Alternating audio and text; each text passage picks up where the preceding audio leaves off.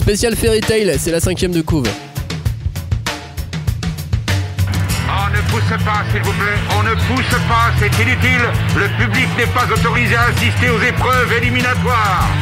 Moi, je crois que je pourrais être un très bon ninja. À quoi vous jouez? L'heure est grave, c'est pas le moment de faire les guignols. Mais on n'a rien d'autre à faire, on peut pas sortir. On va leur faire notre attaque secrète, l'attaque de la Tour Eiffel, ils vont rien comprendre. Et il faudra aussi parler des dessins animés, notamment des dessins animés japonais qui sont exécrables, quoi, qui sont terribles. Ah, les bâtards! Oh, this you crazy mother. Bonjour à tous, bonjour et bienvenue dans la 5ème de couve, l'émission de débat autour du manga. Aujourd'hui, comme à chaque opportunité, chaque émission quoi, nous allons disséquer, dépecer, charcuter, aimer le manga, enfin là encore un seul manga, l'un des plus gros succès internationaux actuels. 64 millions d'exemplaires vendus, ce qui est pas mal. Il s'agit de Fairy Tail, un manga parfois encensé, parfois décrié, qui malgré tous ses défauts continue d'enchanter des fans à travers le monde. Alors pourquoi ça marche? Quelles sont les raisons du succès de Fairy Tail? C'est ce que nous allons voir ensemble aujourd'hui. Et pour en parler, sa répartie à lui est parfois glaçante. Et si vous ne l'avez jamais vu en photo, c'est parce qu'il est bien souvent à moitié nu quand on enregistre. C'est notre gré à nous, c'est Cagnard. Salut Cagnard. Salut Maxime. Tu vas bien? Eh ben ça va bien, nous sommes actuellement en plein mois de février et je n'ai toujours pas vu le nouveau Star Wars. Du coup, je vous le dis maintenant, je ne regarderai pas le Star Wars de toute l'année. Et garde ton caleçon s'il te plaît. Lui, il est chaud comme la braise et il peut boire des boissons chaudes cul sec sans se brûler. Mais genre des boissons brûlantes quoi. C'est notre salamander, que dis-je, notre Natsu. C'est Flavien. Salut Flavien. Salut. Comment tu fais pour pas te brûler à chaque fois quand tu bois? Il boit du thé pendant les émissions, je vous informe. Oui, bah je suis indien. Voilà. Très bien.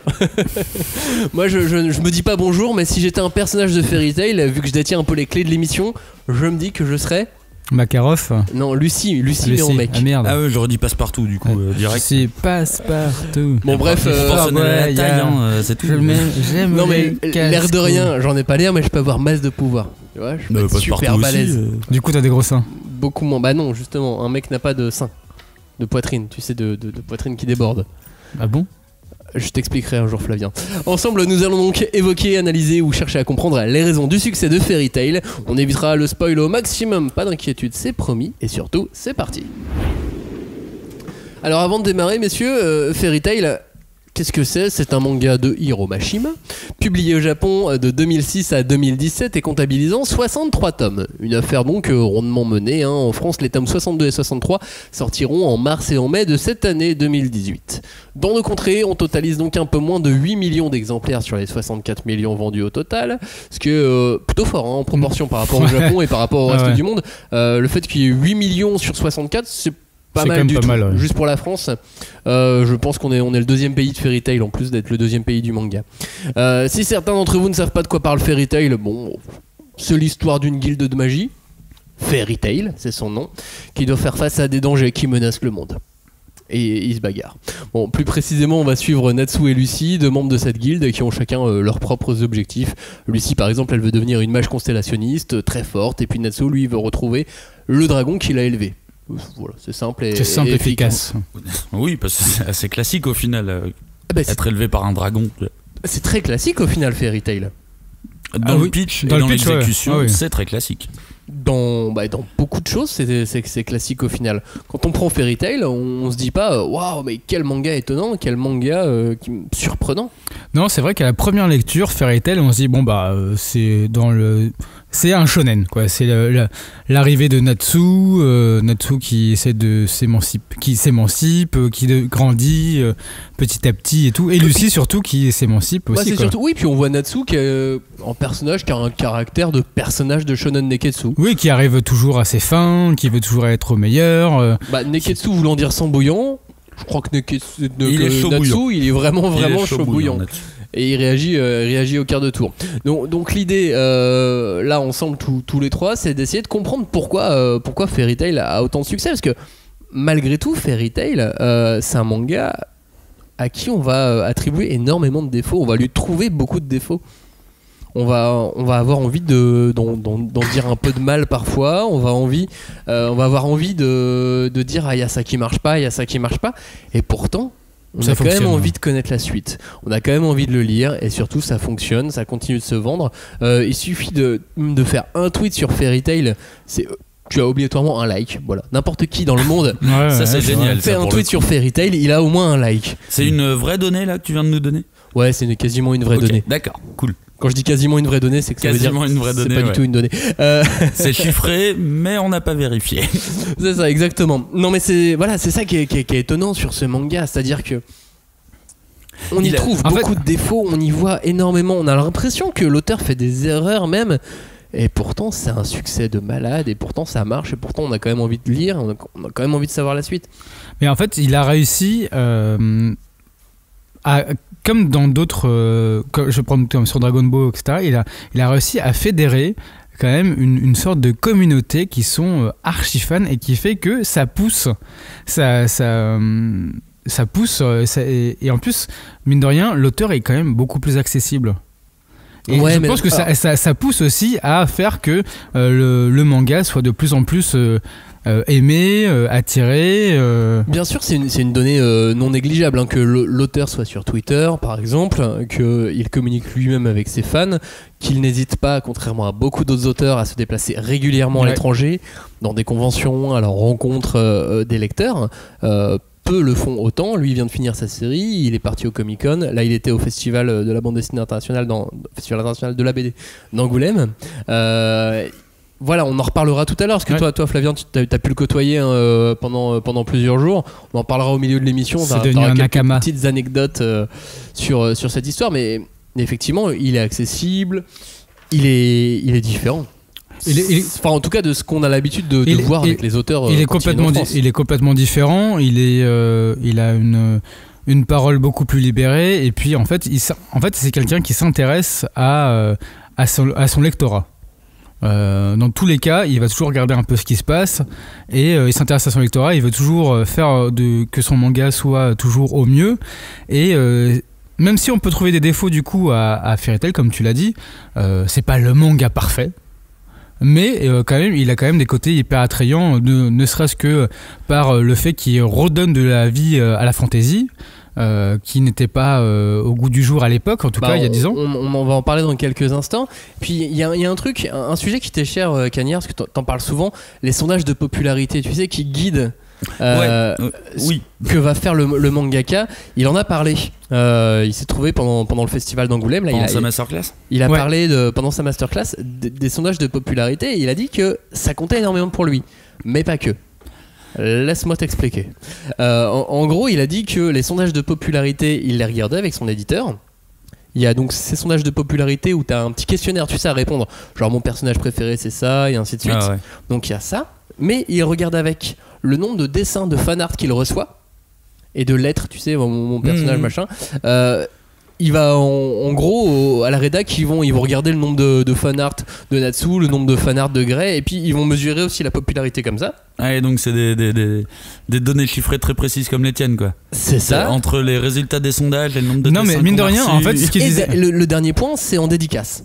On dédicace le nombre de personnages, le nombre de persos qu'on lui demande le plus souvent. Donc du coup, il va faire une espèce de mix de tout ça, et oui, il va en tenir compte. Ouais. Par exemple, pour Grey, il en a tenu compte parce qu'en fait, il pensait pas que Grey allait devenir aussi populaire. Bon, ouais. Non, parce qu'en fait, à la base, il a fait juste un gars qui se dessape et il trouvait ça drôle. Oui, c'est vrai que c'est pas du tout un personnage qui est impliqué dès le début, un des personnages du trio de tête. Absolument pas. Bah oui, non, mais vraiment à la base, c'est un personnage super secondaire et qui, au final, est revenu devant. Bah en fait à la base comme il avait dit pour indication c'était ironique hein. Oui non mais Grey est là vraiment dès le début et il est genre brun, ténébreux et en plus il se dessape. Si t'as pas une sorte de commande marketing de fanservice avec ça, moi je ne sais pas hein. Bah en fait si on se remet à l'époque il y a 10 ans, tu vois les codes de tout ça n'étaient pas forcément aussi éclairés que maintenant. Je comprends pas ta phrase. Je reviens, si tu reviens 10 ans en arrière, quand Fairy Tail a commencé, 2006. En 2006, les codes du shonen étaient plus ou moins clairs, mais pas aussi clairs que maintenant. Si. Déjà, si. On parle quand même de Naruto, de One Piece, qui était là depuis 10 ans. Qui était là quand même depuis un petit moment, donc les codes, les sondages de popularité, on les avait déjà été là depuis un petit moment. Mais ce que je veux dire par là, c'est qu'en fait, en gros, il a, ok, il a, ok, on va dire que les codes, ils connaissaient les tout, codes mais sont là depuis longtemps. les codes sont là, Les mais codes du shonen neketsu, c'est clair, ils étaient là. ils étaient là. Mais en fait, ce qu'il a voulu faire, c'est que, comme il le disait à la masterclass, il disait, bah en fait, à la base, c'était juste une bande de potes. C'était le gars, il se déshabillait, et j'ai un pote comme ça qui se déshabille.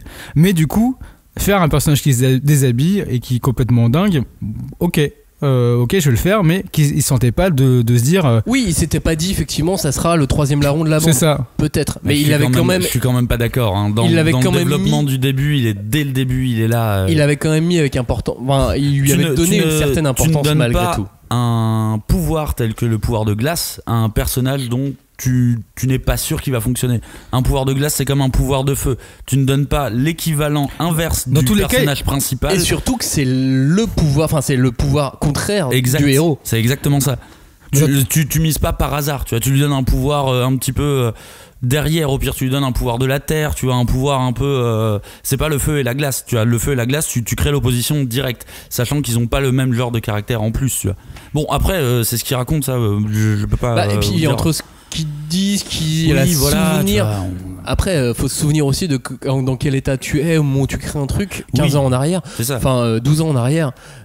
Effectivement, tu t'es aussi romancé de toi-même, tu t'es aussi formaté de toi-même. Ta propre histoire, et à un moment, je pense qu'un perso comme Gray, ce petit gimmick qu'il a de se déshabiller tout le temps, ça par contre, mine de rien, je me souviens pas que c'était trop vu, tu vois, dans le shonen comme gimmick. J'ai pas le souvenir d'un autre perso. Ça, je pense, quand il dit que ça vient d'un pote à lui qui dès qu'il était sous, il le faisait. Je pense que c'est vrai. Ouais. Ça, je pense que c'était plutôt une chouette invention, tu vois, si ça avait pas été utilisé en running gag à peu près 130 fois, mais et surtout, en fait, ce qu'il a pu expliquer, et ce qui explique aussi, à mon avis, le succès en partie de Fairy Tail, c'est qu'on est face à une initiation à la fantasy. Remettons-nous quelques années en arrière. Là encore, on repart en 2006. On est dans un magazine, on est prépublié dans un magazine qui s'appelle le Weekly Shonen Magazine. Magazine de la Kodansha. Précédemment a été publié Rave, manga de fantasy. Très bon manga de fantasy. Où quelques codes ont été mis. Quelques codes ? Mais c'était quasiment un des premiers mangas de fantasy, Rave, qui était publié dans ce magazine. Ah, dans ce magazine-là on parle vraiment dans ce magazine, hein, pas dans d'autres magazines. Au Japon, le manga de fantasy, c'était pour Square Enix, c'était pour les jeux vidéo, c'était des magazines spéciaux fantasy. Voilà, tu veux que des mangas de fantasy ? Tiens, il y a un magazine de prépublication de mangas de fantasy. Tout le médiéval fantastique. Ouais, c'est ça. Et dans les deux leaders du shonen manga, le Shonen Weekly et le Jump, pour le Shonen Magazine, le Shonen Weekly, il n'y avait pas de manga de fantasy avant Rave, et il a enchaîné direct sur Fairy Tail. Et je pense que pour les lecteurs, il a dû s'appliquer à apprendre les codes de la fantasy. Ce que nous, en Europe, on connaît. Nous, les dragons, on connaît ça. Depuis la nuit des temps, on est né avec les dragons. Nous, la magie de feu, on est né avec. La magie de glace, on est né avec aussi.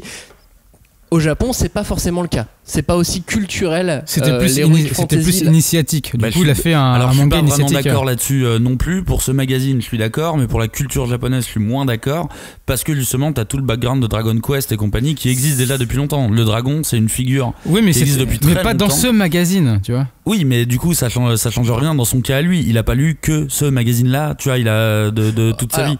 Au Japon, c'est un magazine plus grand public que les magazines de fantasy. Non, mais je suis d'accord, mais lui, par contre, je le vois pas, je l'imagine pas, tu vois, s'imposer de se dire dis donc, la fantasy, je connais pas ça, comment il va falloir. Je pense que à la base, vu que les deux seules séries qu'on connaît de lui tiennent de la fantasy et du fantastique, je pense que c'est quelque chose qui lui tient à cœur, quelque chose qu'il connaît, qu'il maîtrise. Lui, il a maîtrisé la fantasy. Les codes, et Rave, il n'a pas quelques codes de la fantasy. Il a dû s'appliquer. Pour moi, Rave a beaucoup plus de références médiévales fantastiques que Fairy Tail. Et Fairy Tail a bien mieux marché que Rave. Oui, bien sûr. C'est en ça que je dis que Fairy Tail est en quelque sorte une initiation au code de la fantasy pour un grand public japonais, lecteur de manga.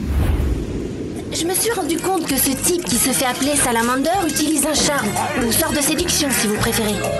Ce sort permet à son utilisateur d'envoûter les gens et de les forcer à vous aimer.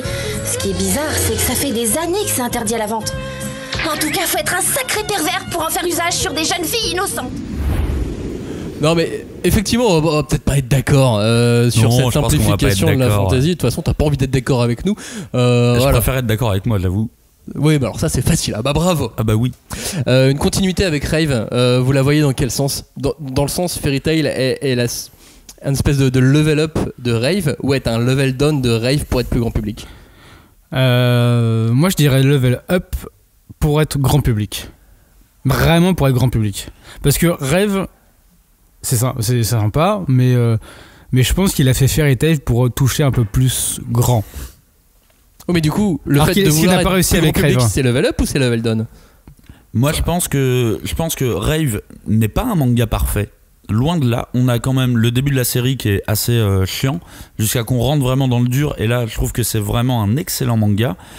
Par contre, je trouve qu'il a fait level down sur Fairy Tail, où il a essayé de reproduire certaines choses, et là je parle autant à partir du chara design, où t'as vraiment des persos de Rave que tu retrouves à l'identique dans Fairy Tail. Du coup, De toute façon, l'auteur en général garde les ses auteurs persos. ont Mais il a du coup, dit de toute façon, il a mis. si t'as lu Fairy Tail, si t'as lu Rave et que derrière tu lis Fairy Tail, t'as toujours un sentiment un peu de gêne, tu vois, un peu de bah ouais, mais ce perso je l'aimais beaucoup dans Fairy Tail, du coup ça me fait un peu chier de le retrouver à l'identique dans Fairy Tail. Et je trouve que ce qu'il a réussi à très bien résumer dans Rave, il en a usé et abusé dans Fairy Tail. Mais ce qui correspond aussi à rentrer dans le domaine du grand public, et c'est-à-dire des fois ne plus être au contrôle de sa série. On a un petit peu oublié de le préciser au début, mais il y a eu un moment où Mashima voulait arrêter sa série, et à cause des sondages, il y a eu des pétitions, Il a continué des à trucs faire comme ses ça, séries, ouais. il a continué. Rave est tenu de bout en bout, même si je rappelle encore que le début est pas ouf, mais Rave a été tenu. Fairy Tail, en fait, Rave a un avantage très clair pour moi, qui est le fil rouge, qui se tient bien. Dans Fairy Tail, Fairy il n'y a Tail, pas dans Fairy Tail. Fairy Tail, le si, fil il y a- rouge que si, il y a un fil rouge, ouais. j'ai eu beaucoup de mal à retrouver. Si, il y a un fil rouge qu'il tient, en tout cas, qu'il essaye de tenir, mais il y a toujours un fil rouge en Fairy Tail. Après, ça part à droite et à gauche et tout, mais il essaye de le tenir. Bah, je suis pas d'accord. Sur le, tout Je suis pas d'accord non plus, parce que moi, le fil rouge, c'est l'histoire de Fairy Tail. L'histoire de la guilde. Et ben, pour moi, le fil rouge, c'est Ce qui l'histoire. n'est pas un vrai objectif, ce qui n'est pas un vrai Pour enjeu. moi, l'histoire de Les enjeux le s'enchaînent. fil rouge, c'est Zélef. Zélef, c'est le fil rouge. À chaque fois, on y revient.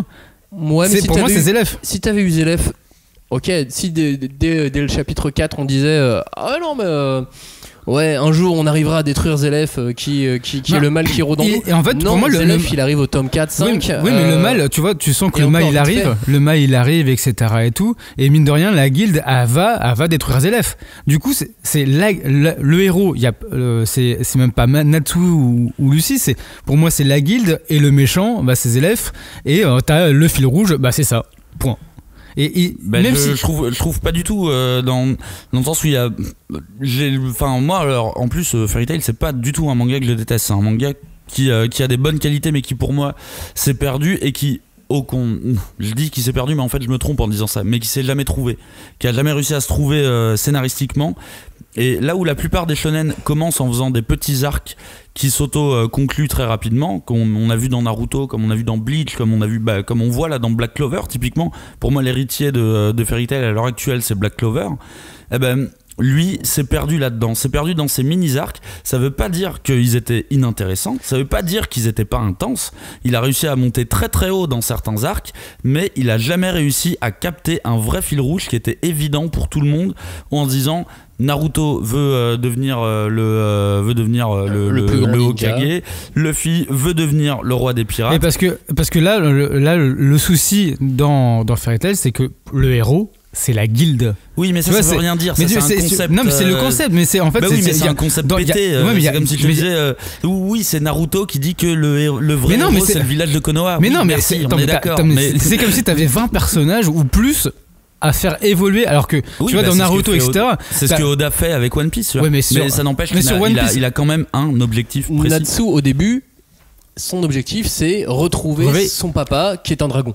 Et ça pour moi ça aurait dû être le fil rouge principal de cette histoire, mais qui est énormément éloigné. Alors ça revient plusieurs fois, mais on a très peu d'infos là-dessus. Technique, tu parlais des mini-arcs, Mashima c'est un tout petit peu perdu au tout début.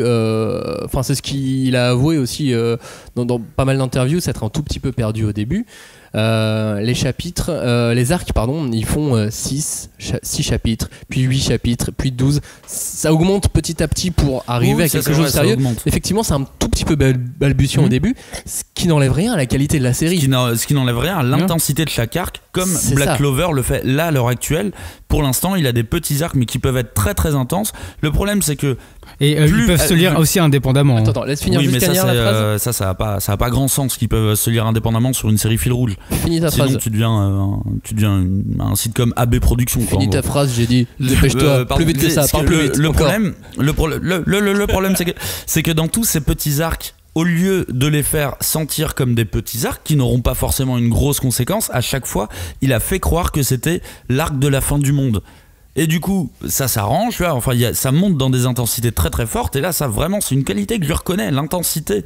Sauf que ça se finit, et au final, tu te dis, en fait, à la fin de chaque arc, le manga pourrait être terminé. À la fin de chaque petit arc, le manga pourrait être terminé. On va en parler tout à l'heure. Mais c'est pour ça que je te dis que c'est pour ça que je te dis que ça peut se lire indépendamment, en fait.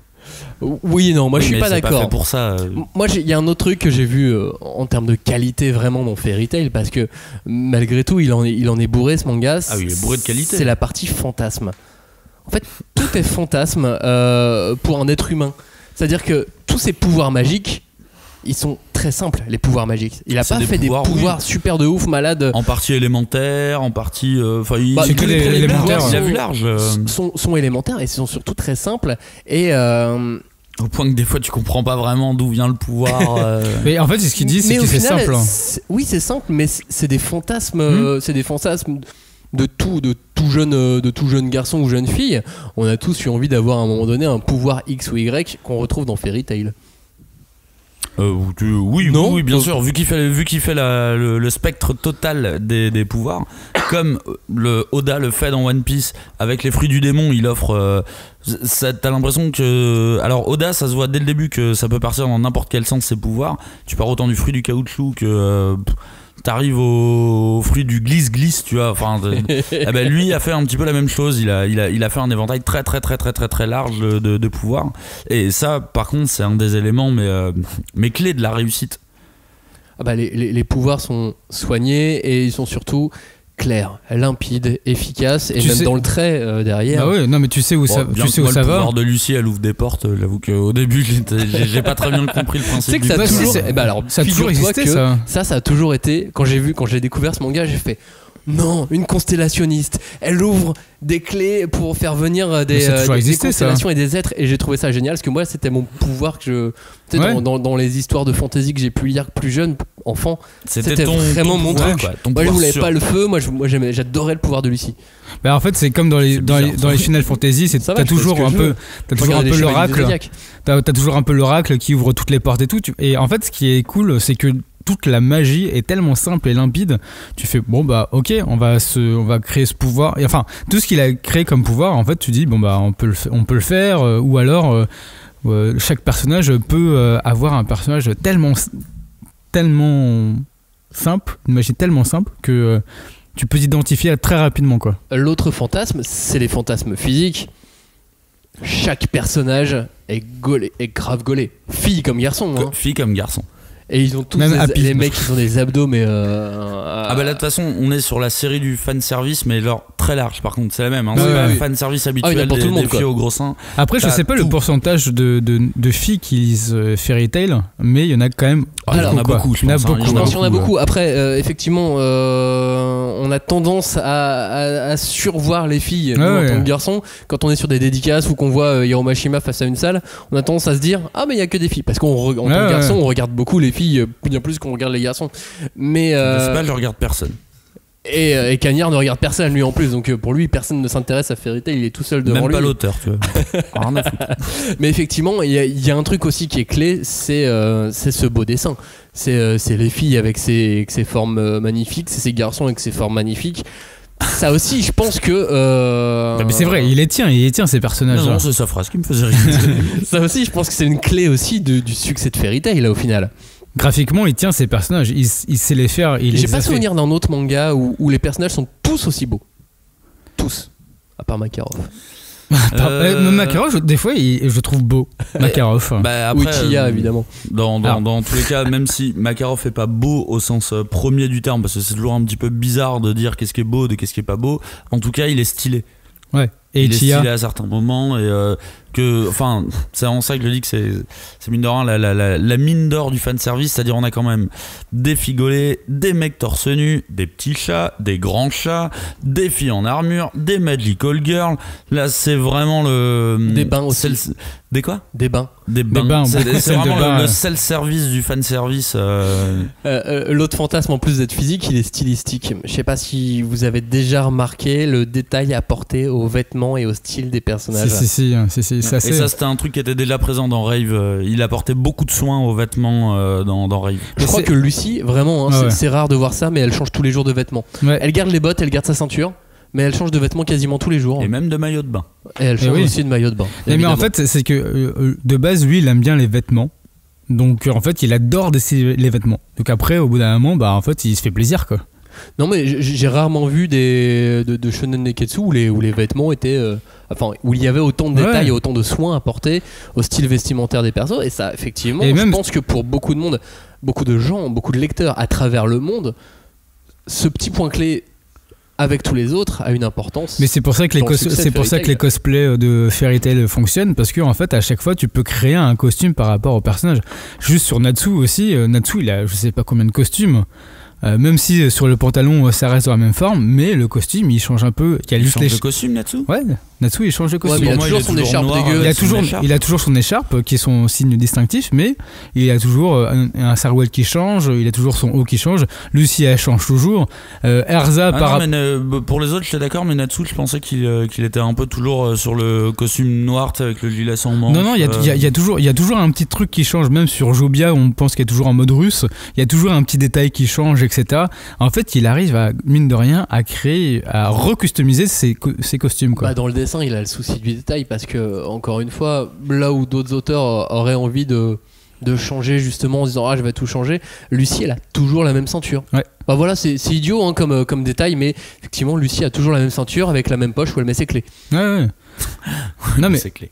Non mais par exemple, c'est pour ça que je dis que c'est idiot, tu vois. Mais Lucy, malin. Non mais on en parlait aussi. C'est logique. On en parlait rapidement aussi à la masterclass, mais par exemple, il a souci de détail aussi sur la nature. Sur la nature, il va y faire en sorte que la nature soit assez omniprésente et qu'elle change par rapport à tout ce qui en devient. Par exemple, si on prend l'arc des Dolas, où c'est complètement folklore, il va essayer de faire en sorte que ça change complètement dans un univers ou un autre, et que la nature apporte quelque chose dans l'histoire. Justement, Flavien, tu parles de la masterclass, tu parles d'Hiro Mashima. Rien que tu parles. Et toi, t'as passé 4 jours avec lui. Oui. Alors, faut que tu nous racontes. Qu'est-ce qui s'est passé? On veut une anecdote, on veut un moment donné où il s'est perdu, on veut un moment donné où, je sais pas, où il t'a donné, il t'a dit goûte mon plat au restaurant, on veut des trucs, on veut des anecdotes, on veut du croustillant. On est devenu plus nakama, donc amis qu'avant, parce que j'avais travaillé déjà avec lui et Thibaut, son interprète, parce qu'en fait c'est quand même il faut pas que j'oublie Thibaut, parce que Thibaut d'SBF qui dédicace à toi Thibaut, ouais, qui est aussi d'un grand soutien, même si je le baragouine. Thibaut qui est le traducteur de Fairy Tail du manga, et donc qui est l'interprète d'Hiro Mashima quand Hiro Mashima vient en France. C'est ça. Okay. Et du coup en fait on a passé 4 jours assez sympathiques, et en fait on voulait pas refaire un peu ce qu'on avait fait à Japan Expo, où on avait je sais pas combien de personnes. Alors raconte. Donc il était déjà venu à Japan Expo. Il était venu à Japan Expo il y a 2 ans avant. Déjà occupé de présenter la masterclass et la draw battle. Et une draw battle. Ouais. Ça c'était en 2016. C'était il y a 2 ans, ouais, il y a 2016. Et par contre, les durées étaient beaucoup plus courtes. J'avais 1h30 à faire, j'avais 1h à faire à Japan Expo, et 1 heure de draw battle. Et là, j'avais 2 heures de masterclass et 1h30 de draw battle. Okay. Du coup, les temps étaient beaucoup plus longs. Et donc, à la masterclass, qu'est-ce qui s'est passé? Comment ça s'est passé? À la masterclass, il était flippé avant, tu l'as vu? À la masterclass, il était un peu flippé, ouais, il était un petit peu flippé. En fait, il venait juste d'un déjeuner où il était un peu.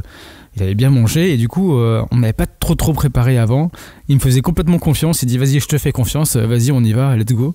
Et du coup on y allait, et Et on est rentré dans le bain petit à petit.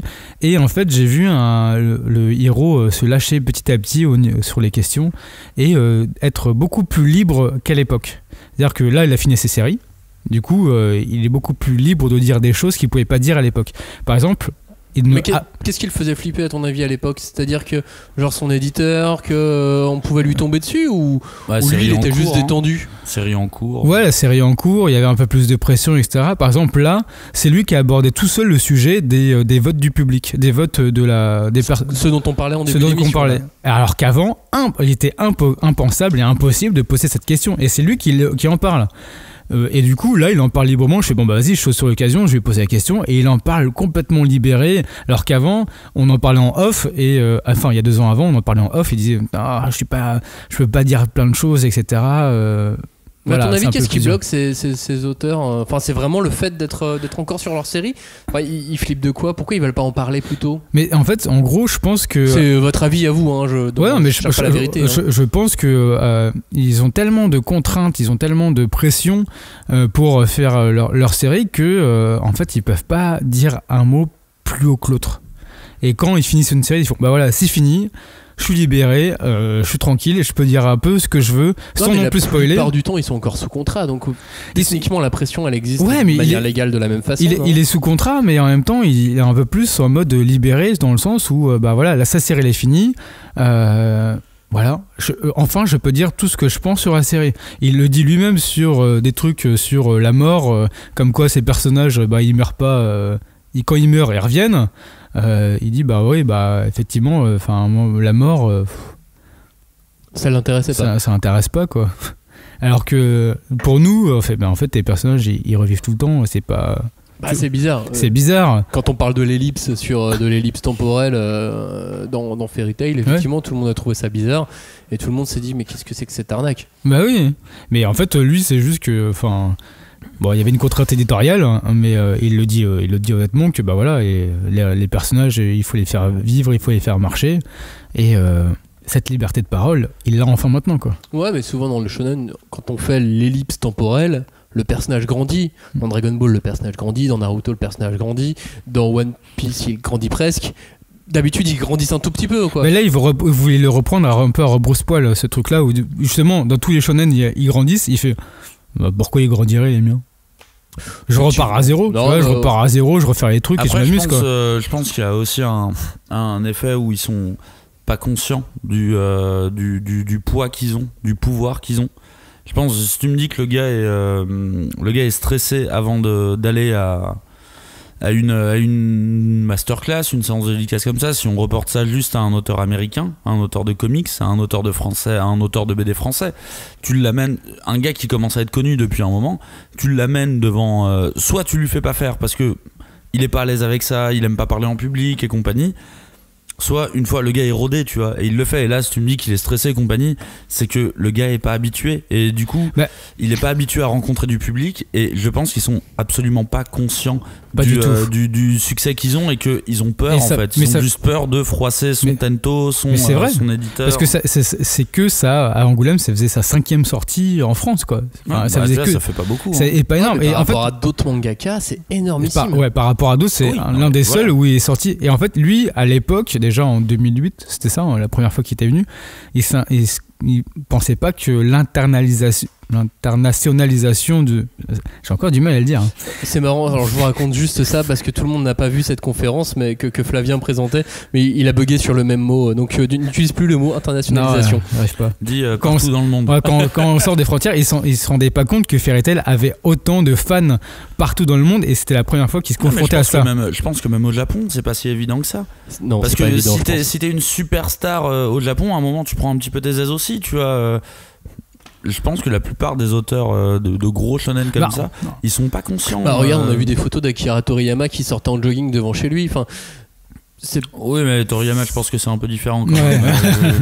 Mais du coup, je pense que n'importe qui censé être célèbre ne sortirait pas en jogging comme ça devant chez lui. Si, regarde, il y a plein de stars hollywoodiennes, on va dire, qui le font, mais eux, ils sont beaucoup plus relax avec leur image.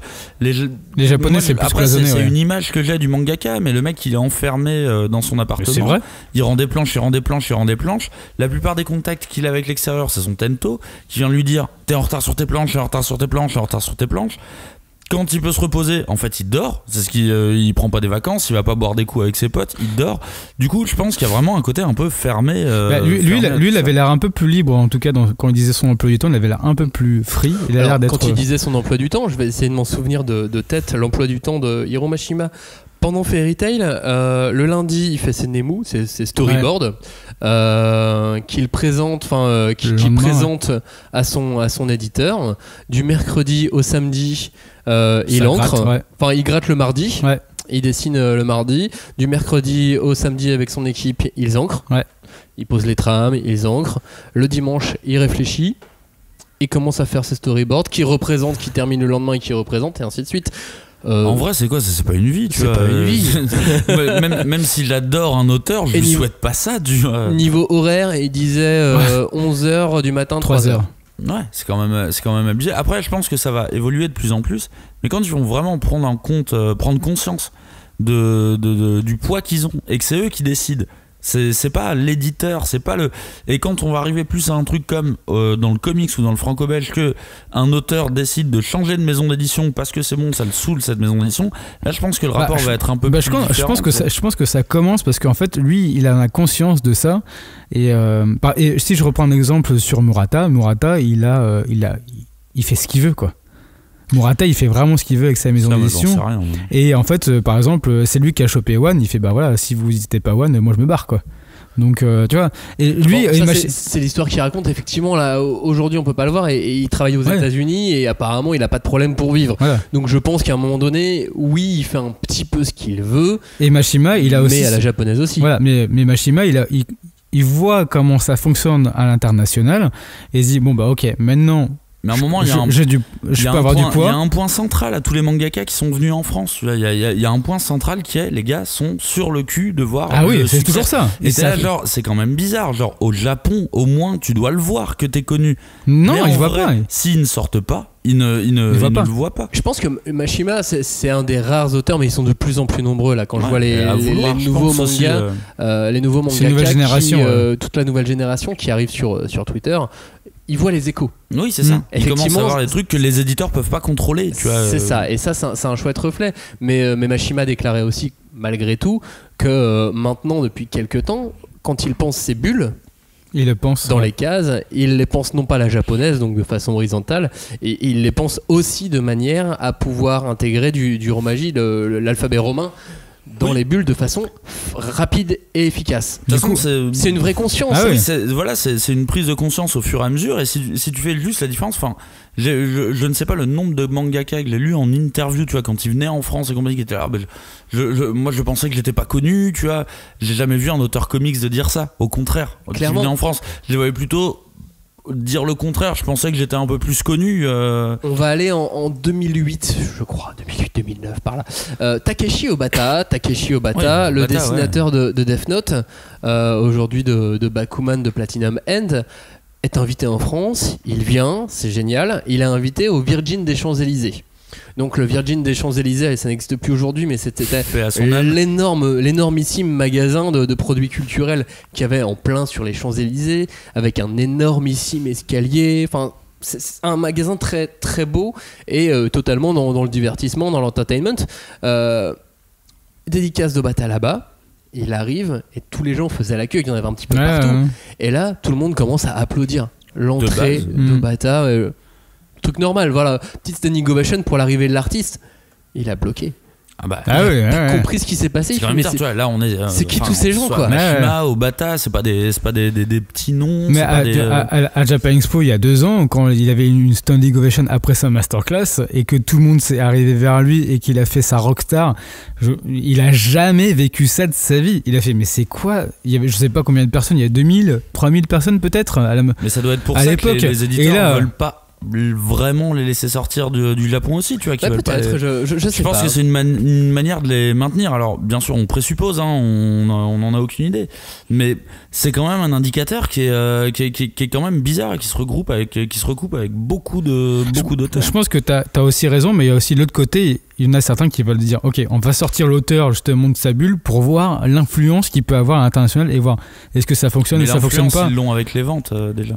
Oui, mais ils l'ont, mais comment est-ce que la ferveur elle est, enfin, du voir sur le terrain, ventes, de voir sur le terrain aussi, c'est aussi chiffré, intéressant, quoi. Ça c'est chiffré. L'influence qu'il a à l'extérieur, elle peut être chiffrée vraiment. Avec les ventes, savoir combien ils vendent, je pense qu'ils savent très bien ce qu'ils font. Après, c'est mon opinion. Hein, je pense que One viendrait en France, ça serait une folie pareille. Murata, voire peut-être même pire. Ouais. Genre Toriyama vient en France, tu vois. Mais bon, Toriyama, je pense qu'il y a des émeutes, tu vois, il y a des trucs. Je crois que Toriyama, il serait reçu par Macron à l'Elysée. Ouais, c'est ça, il y a un oui, truc. Alors non, je pense pas, mais. Et alors figure-toi que je mettrais presque ma main à couper. Tu mettrais une petite pièce dessus. Ouais, il serait reçu à l'Elysée. Mets ta main, vas-y.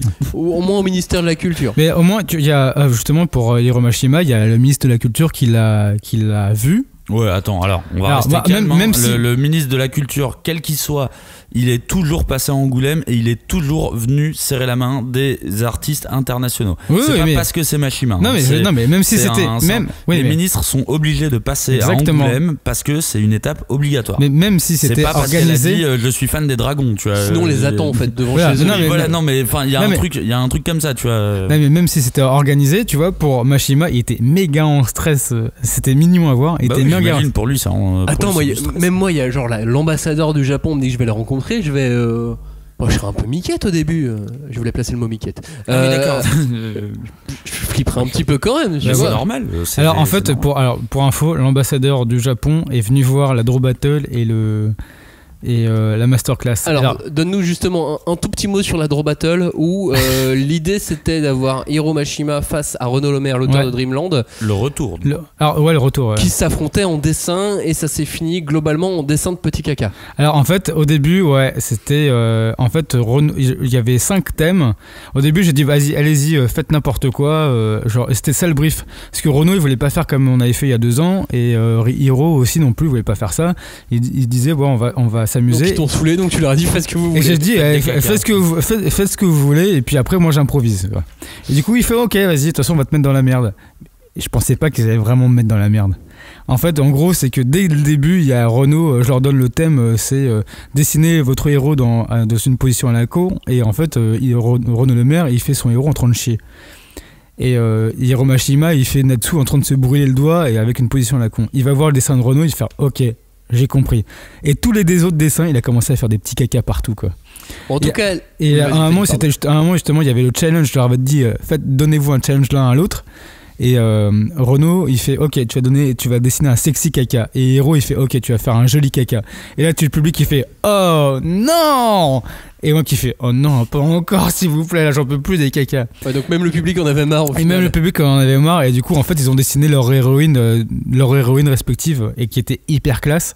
Et après, en fait, en gros, la Draw Battle, elle s'est transformée en une bromance entre tous les 4 où on n'arrêtait pas de dire des jolies choses sur l'un et l'autre. Mais c'était beau, c'était une vraie amitié qui s'est formée entre tous les 4, quoi. En tout cas, que ce soit la conférence, la masterclass de Hiromashima ou cette Draw Battle entre Renaud Lemaire et Hiromashima qui avait lieu donc au FIBD d'Angoulême, pas mal de vidéos traînent sur YouTube, il y a pas mal de photos. Sur le Twitter de Manga TV aussi, il y a eu pas mal de choses qui ont été redonnées au public. Il y a eu pas mal de réactions d'ailleurs quand Hiromashima a déclaré qu'il ne faisait absolument plus attention aux critiques sur Twitter. Je pense qu'au bout d'un moment, effectivement, t'es blindé. Ouais. Il y a un moment donné où, à force de te faire insulter, tu dois dire bon, ça va, ça passe au-dessus, quoi. Oui, et puis en soi, je pense qu'il a raison de faire ça. Parce que pour moi, si tu suis exactement ce que ton public te dit, c'est pas la bonne chose à faire, c'est ce qu'on s'est dit au début. Ouais, puis quand t'es célèbre comme ça, des insultes, tu dois t'en prendre. Et en même temps, paquet, on réfléchissait aux raisons du succès de Fairy Tail. Moi, je pense que l'une des raisons est là aussi, c'est que c'est une série qui déchaîne les passions, vraiment. Comme une série comme Walking Dead, tu vois, où même les gens qui détestent continuent à regarder pour pouvoir critiquer, et les gens qui aiment continuent à regarder parce qu'ils aiment. Du coup, ça continue. En fait, mine de rien, tu récupères 2 publics par rapport à une série qui a juste des fans. Si t'as une série qui a des fans et des haters, bah en fait, mine de rien, tu augmentes la proportion à faire parler de ta série. Et puis il a ce truc du on s'en fout même dans sa série à lui. Ah oui. On ne vit qu'une fois, peu importe, allez on continue. Je pense que c'est comme ça que se clôt la moitié de ses arcs. Bah en fait c'est une philosophie qu'il a lui déjà de base dans la vie, et en fait il le met dans ses arcs, c'est allez on s'en balèque et puis on y va, vive l'amitié, et puis en fait l'amitié c'est le pouvoir quoi. J'avoue que des fois ça fait un peu mal dans les arcs, tu fais bon. Bah c'est ce qu'on disait au début. Il y a beaucoup de tension, il y a pas mal de moments de tension importants, intéressants dans Fairy Tail, mais ces moments de tension, sa façon de les terminer qui est étonnante. Là où d'habitude on fait des choses féeriques, des choses justement féeriques là pour Fairy Tail, le mot est approprié, où on fait des choses soit totalement dramatiques, lui il finit toujours on fonce dans le tas, allez ça ira, ça va passer quoi. Ouais, et pour ça, moi c'est bizarre. Pour moi c'est un peu là aussi qui pêche beaucoup, c'est dans les moments très dramatiques qui maîtrise très bien, mais c'est dans la conclusion de ces moments-là, c'est-à-dire on te fait croire, enfin il réussit à te faire croire que l'instant est vraiment dramatique, vraiment fatidique, sauf que l'instant la conclusion d'après, au final se règle soit par le pouvoir de l'amitié, soit par une grosse patate de Natsu, soit par une renaissance, pas une résurrection en fait aussi souvent. Tu te fais avoir une fois, enfin pour moi oui, tu te fais un petit peu avoir, tu vois, en faisant ça tu dis je pensais que c'était un arc dramatique, mais en fait c'était juste un arc comme les autres. Et je prends en exemple l'arc où ils sont sur l'île, là où il y a le flash forward et compagnie. L'île de Tenro, merci. Enfin, moi j'ai terminé ce tome, j'étais sur le cul, j'étais là, mais qu'est-ce qui va se passer là? On est monté à un niveau dramatique complètement malade. Ellipse de 7 ans. Ellipse de 7 ans, quand tu vois la suite, t'es là genre c'est dommage. C'est quand même pas fou là ce que t'as fait. Moi aussi j'étais vraiment déçu. Et c'est ce que tu dis, c'est prendre à la légère au final. Et j'avais envie de prendre le manga et de faire voilà, j'arrête, c'est fini, tu m'as eu, tu m'as piégé, je ne le lirai pas. J'y suis revenu, malgré tout j'y suis revenu, j'ai continué, ensuite arrive Tartaros et ainsi de suite. Il a réussi quand même à m'accrocher, le tournoi qui était excellent pour avoir la licence S machin, mais malgré tout, est-ce que le fait de dédramatiser ces moments dramatiques, c'est pas peut-être une clé de son succès? Je pense que la plupart des gens sont accrochés à chacun des aux personnages, et de les voir en fait dans des situations dramatiques où on dit oh non, un peu comme dans Game of Thrones, oh non il va mourir, bon même si on sait qu'il va crever dans Game of Thrones. Après la différence elle est là avec Game of Thrones. Et en fait tu vas t'accrocher. Dans Game of Thrones il assume ces situations dramatiques. Ouais, mais dans du Fairy Tail il les assume pas du tout. Ouais mais non, il assume ces situations dramatiques, mais il assume complètement les résurrections aussi, et tu fais bon. Même si non, toi, t'as compris ce que j'ai dit. Dans Game of Thrones, quand il y a une situation dramatique, il y a un acte dramatique qui suit. Dans Fairy Tail, quand il y a un acte dramatique, finalement, la fin est YOLO, c'est pas grave, personne n'est mort. Et je pense que on dédramatise effectivement. Il dédramatise la mort, et je pense qu'une grosse partie des haters vient de là. C'est pas des gens qui ont détesté la série dès le début, c'est des gens qui ont misé sur la série. Sauf que au final, il n'y a pas que le twist à faire, il y a le post-twist à gérer. Et lui, je pense que c'est comme ça qu'il s'est attiré beaucoup de gens qui n'aimaient pas. Alors autant il y a des gens qui aiment ce truc de on s'en fout, c'est pas grave, tu vois, mais il y a des gens comme moi par exemple où je me dis si tu m'as impliqué dans l'histoire à ce point, j'attends une conclusion, j'attends un truc à la hauteur du twist que t'as lancé quoi, et pas juste un YOLO. J'ai une question Cagnard. On a une marotte, l'un comme l'autre, on est assez d'accord sur un sujet, c'est que quand on nous donne, nous, aux lecteurs, ce qu'on attend, on est un peu déçu. Il faut nous donner ce dont on a besoin et pas ce qu'on attend. Est-ce qu'il n'est pas dans ce système-là, au lieu de donner un acte dramatique, il nous transporte, il nous emmène ailleurs en dédramatisant cet acte dramatique? Je trouve pas, justement, parce que dans un shonen, si tu veux prendre à contre-courant, tu tues tes personnages. Dans un shonen, si tu veux faire de manière classique, tu les maintiens en vie. Tu leur trouves une excuse de résurrection. Et puis tu les responsabilises. On est sur une question de quête initiatique en général, et donc d'apprendre ce que sont les responsabilités. Et là, les responsabilités, ils les ont jamais vraiment. Ils les ont pas. Au final, de toute façon, ils sont increvables et ils sont invincibles. Si tu prends les moments les plus charnières de manga comme One Piece, comme Naruto, les parties qui étaient les plus intenses, alors je vais prendre au moment de Jiraiya, tu vois, au moment de Ace dans One Piece, ils assument. ils assument le fait de oui, je vais potentiellement faire mourir un personnage et il va falloir apprendre à vivre sans ce personnage, ce qui ne fait jamais dans Fairy Tail. Effectivement, à chaque fois tu vas penser la mesure du danger qu'il essaye d'imposer, elle n'a aucune conséquence, elle n'a aucune valeur parce que tu sais qu'ils sont increvables de toute façon. Flavien, toi tu le sens cette fuite des responsabilités dans Fairy Tail ? Ah ouais, totalement. En fait, en gros, en lisant Fairy Tail, parce que j'ai lu Fairy Tail une traite, au début je me suis dit enfin un personnage peut-être qui va mourir ou pas. À un moment il y a un truc qui se passe avec Gagil et je fais il ose faire ça, et le chapitre d'après je fais bon. Gagil, ça aurait été parfait de le tuer. Non mais Gagil, en fait, en plus il y a le vrai truc dégueu, ça aurait été de tuer Wendy, mais. Non mais il y aurait jamais ce truc là, mais Gagil en tout cas il y avait un truc hyper beau, hyper romantique et tout, il y avait vraiment un truc etc. Et là paf ça découle et tu fais bon ok, je suis un petit peu déçu mais j'aime bien ce perso, il va continuer et ça reprend, et là en fait il arrive, pour moi c'est un défaut et en même temps une qualité, parce que mine de rien il a réussi à me faire accrocher à une mort, et il m'a réussi à me faire accrocher à une résurrection et l'enjeu qu'il va donner à son personnage sur la résurrection.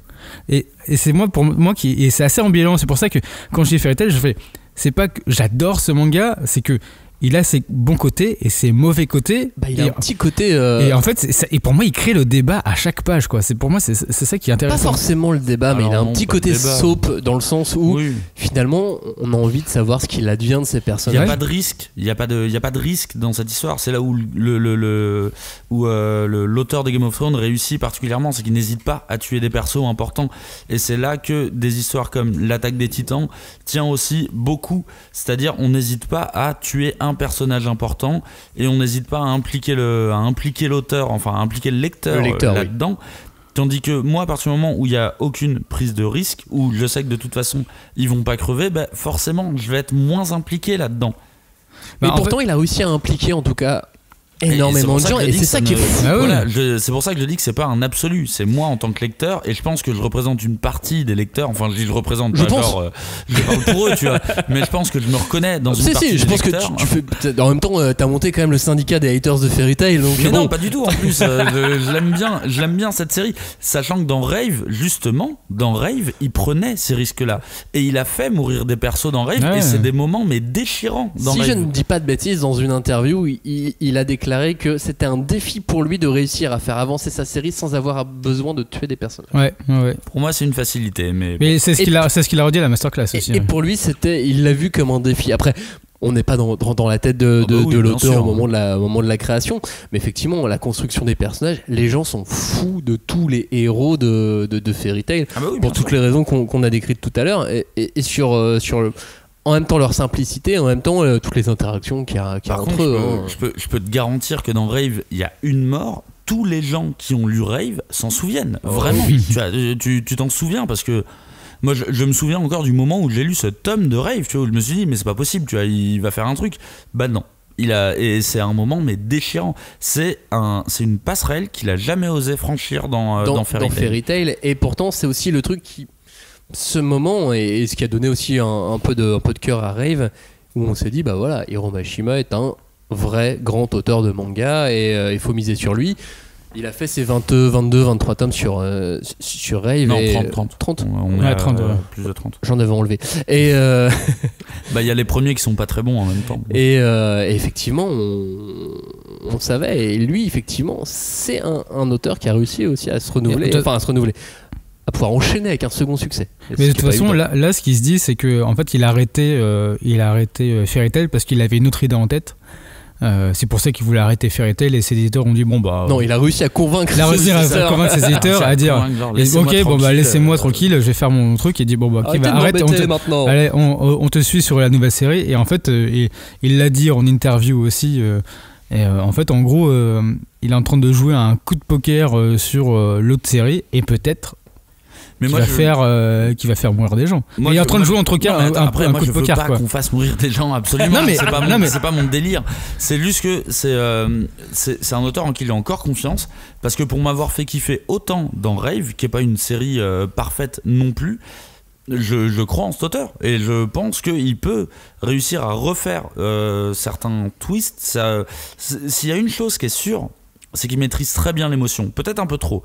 Typiquement, il joue avec, il joue complètement avec, beaucoup avec ça. La scène de fin, vous ne les avez pas lues, j'ai eu la chance, j'ai eu le loisir de pouvoir lire la scène de fin, enfin les pages de fin de Fairy Tail qui sortira au mois de mai en France. Bah, il joue encore avec les gens, il joue encore avec l'émotion et il sait le faire, il met de l'intensité dans tout ce qu'il fait. On sait pas s'il se moque ou s'il fait une vanne en même temps quand il le fait, mais il le fait en tout cas. Et ça marche. Et c'est là sa grande qualité, une qualité que je reconnais. Tu vois, autant sur le dessin, je suis un petit peu moins fan. Alors sur les chara design, j'ai rien à lui reprocher. Hein. Sur le découpage des combats, là, je suis un petit peu plus réservé. Bah, tu vois, en termes d'exécution de manière générale, j'ai très peu de reproches à lui faire. Bah, c'est propre hein, quand même. Hein. Bah, moi, je trouve ça assez fouillis dans les combats parce qu'il a utilisé des pouvoirs élémentaires qui nécessitent pas une grande précision dans les attaques. C'est-à-dire, Natsu fait du feu, il fait du feu. Tu vois, c'est pas. T'as pas besoin d'un coup de poing très précis. T'as pas besoin de. Ouais. Il fait du feu, il fait de la glace, il fait.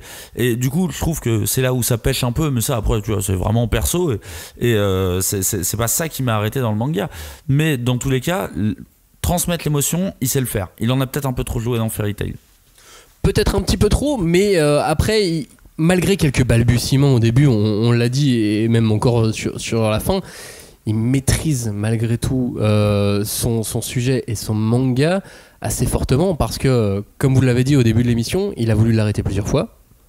Là il a réussi à l'arrêter et finalement sa fin elle tient mais il aurait pu finir avant. On n'a pas lu la fin mais on veut bien te croire. Et il aurait pu finir avant, clairement il aurait pu finir 2, 3, 20 tomes avant, mais il a réussi à prolonger et à chaque fois ça tient. Alors effectivement comme il n'a pas de gros fil rouge, c'est aussi facile de rajouter des petits bouts et de rajouter des petits bouts. Un nouvel arc, c'est possible. Puisque les fils rouges, c'est l'histoire de chacun des personnages. C'est l'histoire de la guilde, comme on l'a dit tout à l'heure. L'histoire de la guilde et l'histoire de chacun des personnages. Et au final, on se rend compte que tout repose sur une position Mavis Zélef et donc des personnages qu'on voit pas la moitié du manga. Donc forcément, c'est du fil rouge, c'est du non fil rouge qu'il arrive à intégrer en fil rouge. C'est bizarre ce que je viens de dire. Non, mais c'est que en fait l'histoire est assez. C'est bizarre ce qu'il a fait aussi. Non, mais l'histoire s'est créée au fur et à mesure qu'il l'a créée. Du coup, je pense qu'il avait dans sa tête, ok, je vais créer une guilde, je vais créer une bande de copains qui va s'amuser.